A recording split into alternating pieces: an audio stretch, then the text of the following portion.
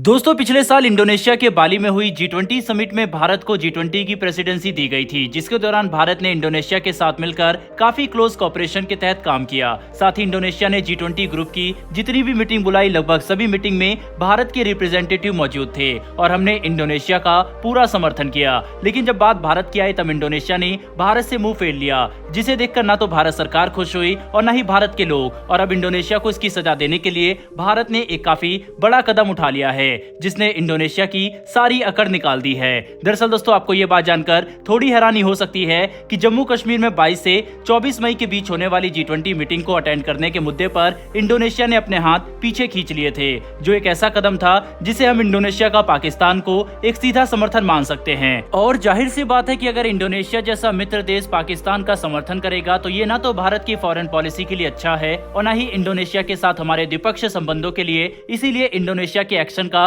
Reaction तो आना ही था, जिसके तहत अब भारत ने एक काफी बड़ा कदम उठा दिया है। दरअसल लेटेस्ट रिपोर्ट के मुताबिक भारत ने इंडोनेशिया से खरीदे जाने वाले 75,000 टन पाम ऑयल की खरीद पर रोक लगा दी है, जो एक ऐसा सेक्टर है जिससे इंडोनेशियन इकोनॉमी की कमर टूट सकती है, क्योंकि इंडोनेशिया सबसे ज्यादा पाम ऑयल का एक्सपोर्ट करता है और भारत पाम ऑयल का एक काफी बड़ा इम्पोर्टर है। ऐसे में अगर भारत ने इंडोनेशिया से पाम ऑयल खरीदना बंद कर दिया तो ये इंडोनेशिया की इकोनॉमी के लिए घातक साबित हो सकता है। लेकिन जिस तरह से इंडोनेशिया ने भारत द्वारा आयोजित की जाने वाली G20 की मीटिंग में हिस्सा लेने से इनकार किया, उसे देखते हुए भारत का ये कदम काफी सही है, क्योंकि अगर हमें हमारे नेशनल और ग्लोबल इंटरेस्ट की रक्षा करनी है तो इसके लिए हमें हर उस देश को सबक सिखाना होगा जो भारत की अखंडता और संप्रभुता का सम्मान नहीं करता। और भारत द्वारा आयोजित की जाने वाली G20 की मीटिंग में हिस्सा न लेकर इंडोनेशिया पाकिस्तान का खुला समर्थन कर रहा है, जो भारत के लिए बिल्कुल भी अच्छा नहीं है। हालांकि जब इंडोनेशिया ने देखा कि पाकिस्तान को किया गया उनका समर्थन उनकी इकोनॉमी और भारत के साथ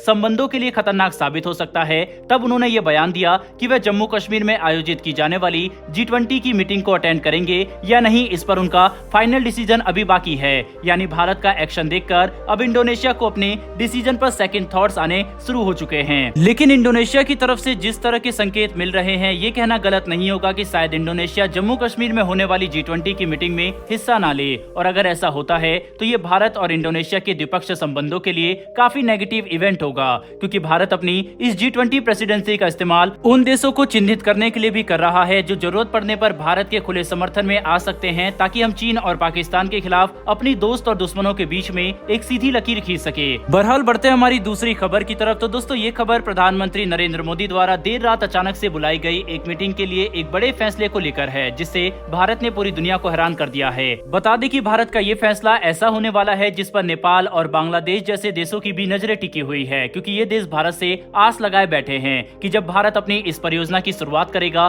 तब इन देशों को भी काफी बड़ी मदद मिल जाएगी, क्योंकि भारत यहाँ जिस परेशानी से निपटना चाहता है उससे निपटना नेपाल और बांग्लादेश जैसे देशों की बस की बात नहीं है। दरअसल दोस्तों, जिस तरह से सूडान में पैरामिलिट्री और आर्मी के बीच में अपने देश पर कंट्रोल को लेकर लड़ाई शुरू हो चुकी है और सूडान में युद्ध का भी संकट गहरा रहा है, इसे देखते हुए एक इमरजेंसी मीटिंग बुलाई गई, जिसमें प्रधानमंत्री नरेंद्र मोदी ने इस बात का ऐलान किया कि भारत को अपने नागरिकों को सुरक्षा पूर्वक इवैक्यूएट करने के लिए कंटिजेंसी इवैक्यूएशन प्लान बनाना शुरू कर देना चाहिए। मतलब अब प्रधानमंत्री नरेंद्र मोदी की तरफ से सूडान में फंसे 3,000 से ज्यादा भारतीय लोगों को सुरक्षा पूर्वक निकालने के लिए इवैक्यूएशन प्लान बनाने की मंजूरी दे दी जा चुकी है, जिसने सूडान में फंसे भारतीय लोगों को तो उम्मीद दी है, साथ ही नेपाल और बांग्लादेश जैसे पड़ोसी भी अब भारत की तरफ नजरें टिकाए बैठे हैं, ताकि जब भारत अपने नागरिकों को सूडान से इवैक्यूएट करेगा तब हम इन देशों की मदद करते हुए इनके नागरिकों को भी युद्ध क्षेत्र से निकाल सके। हालांकि इस बात से इनकार नहीं किया जा सकता कि भारत अपने पड़ोसी देशों की सहायता के लिए हमेशा खड़ा रहता है, लेकिन इस वक्त हमारी सबसे पहले प्रायोरिटी सिर्फ हमारे सिविलियन और डिप्लोमेट को निकालने की होनी चाहिए, जिसके बाद ही हम दूसरे देशों के नागरिकों के बारे में सोच सकते हैं। वहीं अभी ये डिसाइड करना भी बाकी है